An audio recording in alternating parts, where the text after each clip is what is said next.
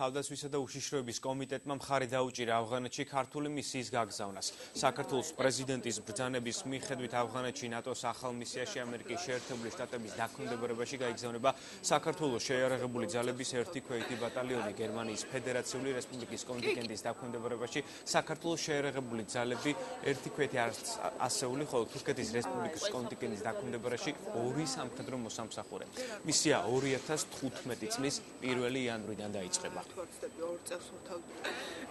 24 დეკემბერს საქართველოს პარლამენტმა გააკეთა რატიფიცირება ავღანეთში ახალ მისიაში, რომელსაც მტკიცე მხარდამჭერის მისია ეწოდება ჩვენი მონაწილეობის თაობაზე და შესაბამისად საქართველოს აქედან გამომდინარე ზუსტად საქართველოს პრეზიდენტმა, როგორც საქართველოს სამხედრო ძალების უმაღლესმა მთავარსარდალმა გამოსცა ბრძანება შეიარაღებული ძალების და სამხედრო მოსამსახურეების გაგზავნისა და ეს ბრძანება ძალაში შევა.